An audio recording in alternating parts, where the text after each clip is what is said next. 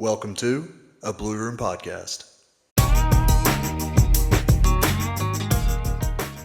A husband and wife duo combine their love of history and true crime to bring you a funny, intriguing, and informative podcast full of historical surprises and an in-depth look at crime from the unsolved to the unknown.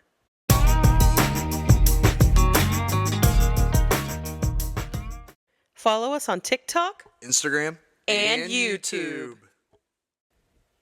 Our first podcast episode. All right. You want to introduce us? Sure. I'm the one that likes to talk, so you guys, I don't know. My name's Emily, I'm Jake. and we were married 2 months ago. Yeah, just about, yeah. And this is something we've always kind of wanted to do. We love history. We love true crime, even though I get scared of true crime sometimes. Sometimes. All the time.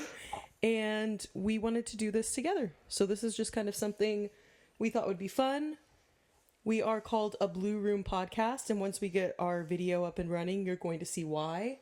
The first week that we moved into this house, I said, that wall needs to be blue. Basically the second night, we had no furniture in the house. We did have no furniture in the house. And it was like midnight when we decided to do this. That is true. And I have a great husband who goes along with my harebrained ideas. And he agreed to paint the wall with me. It's a pretty dark blue, honestly. And it's beautiful. Gold accents. You guys will love the room. But that is why we are called a Blue Room Podcast, in case you were confused. Yeah, so this first episode, we're going to kind of dive into some history. It's a story that Emily had seen on TikTok, but the more research I did into it, kind of the crazier it got. And being a history teacher myself, I knew some of the background, but the more I dove into it, I was like, this is insane. Like, it sounds like a sitcom or it sounds like a TV show. I'm really excited to hear what you found. I only know the bare minimum. So that's going to be kind of our thing and our upload schedule. Tentatively, we're looking at Tuesdays and Fridays as we start out to upload. Tuesdays will be for history, and that's kind of Jake's domain, and I'll always just kind of pop in. And then Fridays are going to be true crime. Or maybe reverse that. I'm not sure. Yeah, we'll see. Yeah, we'll see what happens. But I love true crime. It's like a love-hate relationship. It's not healthy. I love true crime, but I'm scared of true crime. Even in the middle of the day when you're researching this, you're getting scared. It is true. I was getting scared. Okay, you want to start? Yeah, so today we're going to be talking about this insane love triangle and this romanticizing of a pretty dark period in America's timeline. It has to deal with Abraham Lincoln's assassination, his assassin, John Wilkes Booth, his son, and then kind of a promiscuous little girl that's involved in it. I mean, there's no other way to say it. I think there was another way to say it. No, there was no other way. And at the end of the episode, you're going to hear a secret connection I have to this story. Okay, so just a little bit of background for it. So John Wilkes Booth obviously assassinated Abraham Lincoln, the sitting president at the time. But to get into it first, let's talk about his upbringing. So John Wilkes Booth, his dad, Junius Brutus Booth, is a famous actor. He's from England. He was in a lot of Shakespearean roles. He was very famous overall. His name? Junius? Junius? That's his name, Junius Brutus Booth. Sounds like Julius Caesar. Yeah, Anyway, go ahead. we'll get into that in a little bit. And so, John Wilkes Booth, his upbringing, he had his dad, who was a famous actor, and then his older brother, Edwin Booth, was also a famous actor. And so, it's kind of this lineage of famous people at the time. I mean, there's no movies and there's no radio or anything. So, being a stage actor is the top. And so both his brother and his dad are these famous actors. They're well known. John Wilkes Booth is too. I mean, he's kind of a B or maybe even C tier actor, but he's known around. He's a very handsome guy. He's suave. But his upbringing, his dad left his first marriage, goes back to London, and falls in love with a flower girl. What's a flower girl? Oh, I'm glad you asked. Do you have any guesses about what a flower girl is? I'm gonna guess that it's not the little girl that you choose for your wedding to throw flower petals down. No, it's not. Does she sell flowers on the side of the road? In a way. Oh no. Let's say that she has the world's oldest profession. What? That's what they called them in London at this time. They were flower girls? They were a flower girl. That's So messed up. Junius is in London, meets this young flower girl, and that's going to be John Wilkes Booth and his other 9 siblings. That's going to be their mom. So her life gets turned around. Yeah, but I mean, The afterlife was not glamorous back then, though. she wasn't an actor. She wasn't even an actor. She was. No, I'm saying like the husband's an actor, so her life was still not all that glamorous because they still didn't treat actors the best back then. I didn't really watch Bridgerton. I only watched that last season. And by the way, I'm gonna get crucified for that because Bridgerton is a completely different time period. Yeah. Anyway, go ahead. So, yeah, so he meets this woman. That's going to be John Wilkes's mom. Well, when they immigrate to America, John Wilkes Booth is born in Maryland. And so even though he's seen as this like Confederate Southern sympathizer, he's from Maryland. So he's not. I didn't know that. Yeah, he's not Southern. He doesn't really have any super crazy Southern ties. But as he's growing up, he's working hard. He's having to work the land on his father's ranch. And his father's still an alcoholic. His father's still not a nice guy. And he's got 9 other siblings. So fast forward a little bit. He gets radicalized by the South, by the Confederates.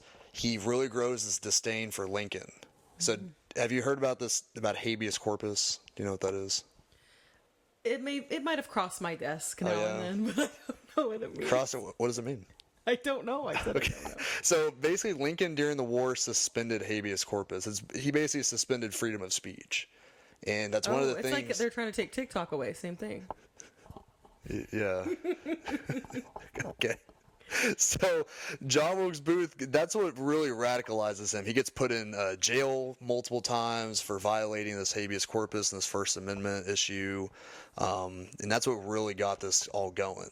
So just to finish up the backstory, summer 1864, he's in a plot to kidnap Abraham Lincoln to basically try to revive the South. The war's over. It's done. What is he gonna do once he kidnaps Abe Lincoln? I'm glad you asked. He's basically going to use him as a bartering chip to get out a bunch of Confederate soldiers and higher ranks from these Union war camps. But that wouldn't help anything. The South was on fire.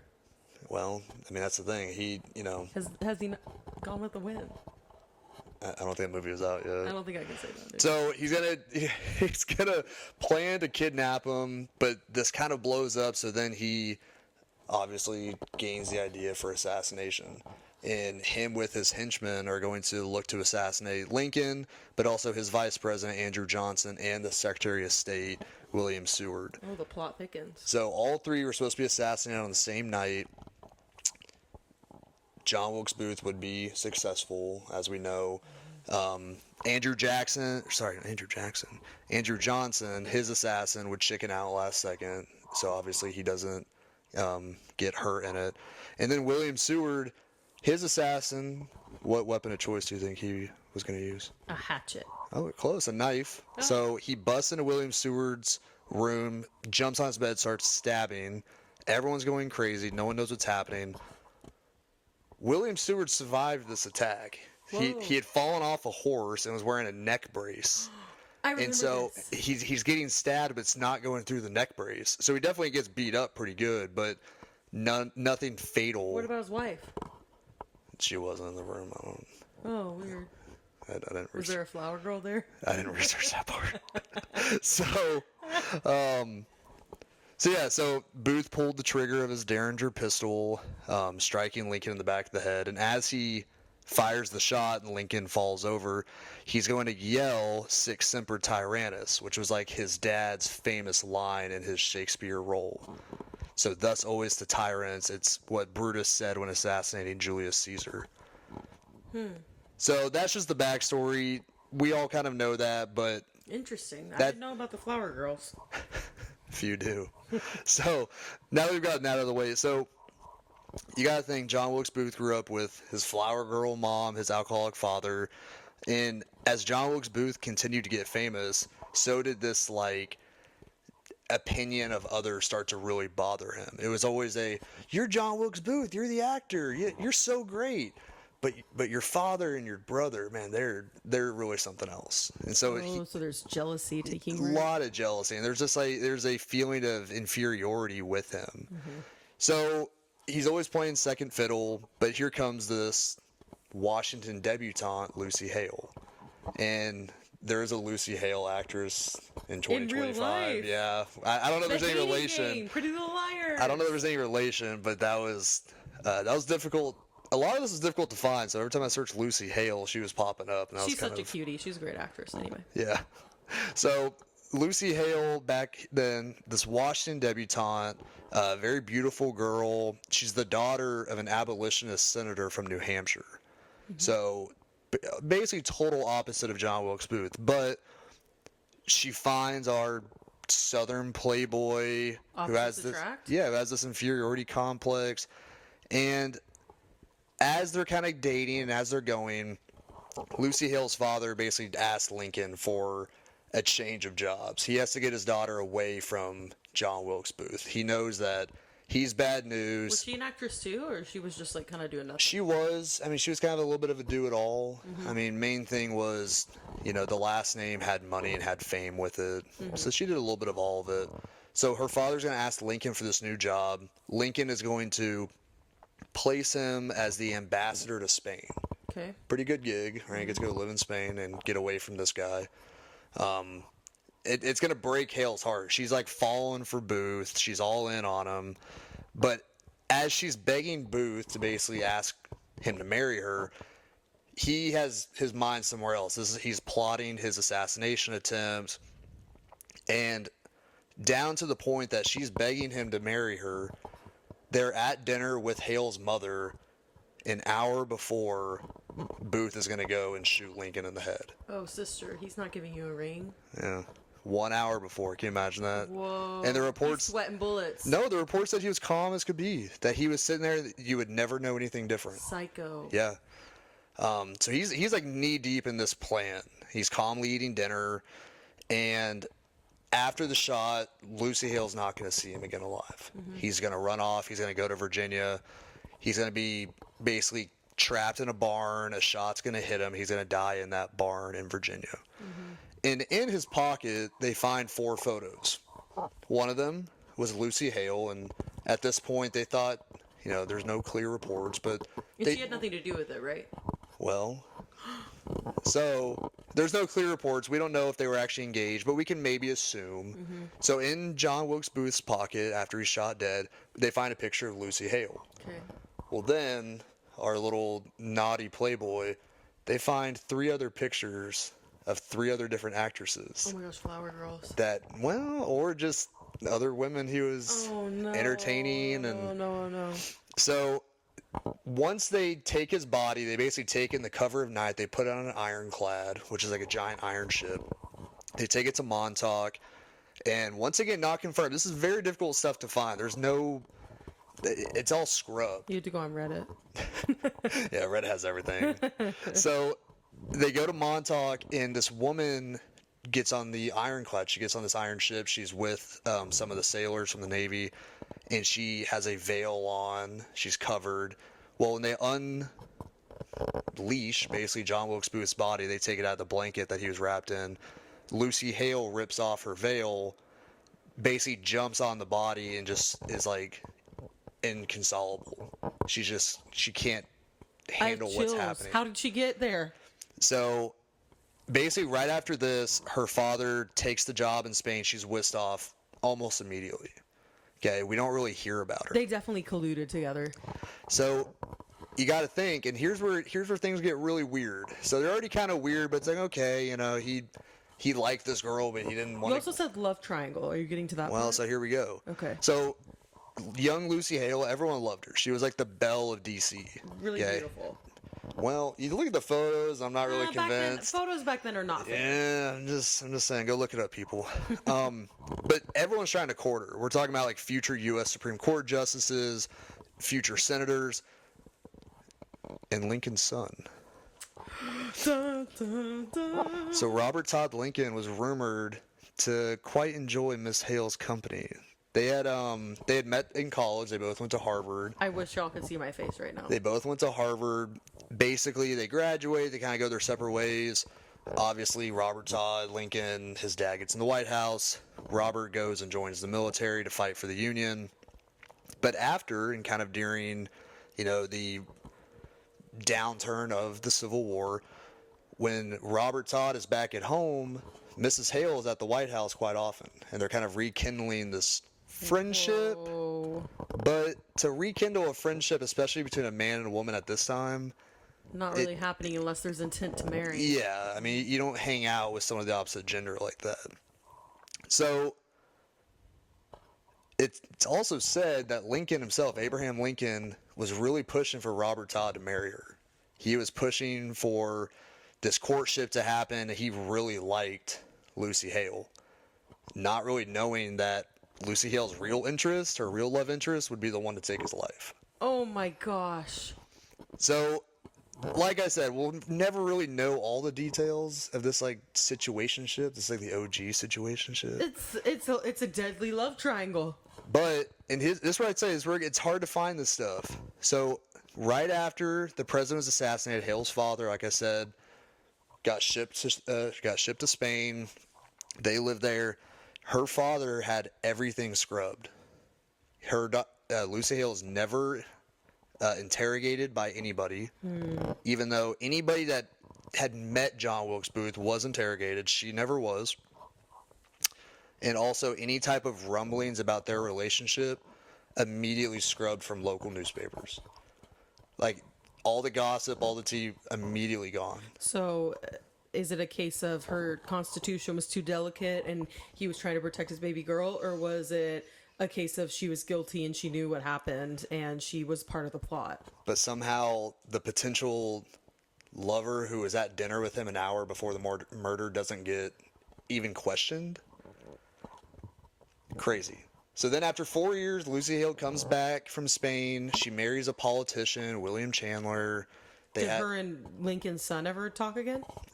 We don't know. I couldn't find anything. Wow. Basically, she marries this politician. They have a kid. Very private life. She dies in 1915. We never really hear from her again. We don't ever know if she talked to her husband about John Wilkes Booth or. Add this to the list of things that's going to keep me up at night. Yeah, it's insane when you think about what a small world. There's no cell phones that connect people, and yet they were all connected. Yeah, and yet this one girl, promiscuous, as I said, is involved in all this. Speaking of connections. I don't know. So John Wilkes Booth runs away from the scene of the crime. He does. He's trying to get to Virginia. He thinks he'll find solidarity with the Southerners. He jumped off the balcony after shooting Lincoln and broke his leg. Mm-hmm. So he runs in and runs away or limps away, I guess, and meets a doctor whose name is Dr. Mudd. Mm-hmm. And Dr. Mudd didn't know what was going on, but thought this man was just hurt. So he patched up. But he did know who he was. He knew he was John Wilkes Booth. Yeah, but he didn't know what he had done. Yeah. For sure. And so he patches him up and sends him on his way. And that's where your name is Mudd comes from. And also, I am related to Dr. Mudd on my mom's side, on my Nana's side. I'm almost positive Dr. Mudd was put into a labor camp. I believe that as well. I think you told me it was something like 4 years, I believe. He was in a hard labor camp. And that's insane to me. Lucy Hale doesn't even get questioned, but the poor innocent doctor who was just trying to do his public service duty has to get sent to a camp. It's amazing what money will get you. I know, poor guy. But anyway, that's my fun fact. That's my connection to this deadly love triangle. Anything else to add? You did great, historian man. I mean, try to keep finding stuff. I mean, I could be wrong on some of this. Like I said, it's all speculation because nothing was really written down from it. It was all scrubbed. Yep. You did a good job finding stuff. I tried. Well, let us know in the comments if there's any historical events you want us to cover. Our next episode is going to be about true crime, and I have a pretty disturbing but very public true crime case for us. Dun, dun, dun. Thanks for listening to a Blue Room Podcast.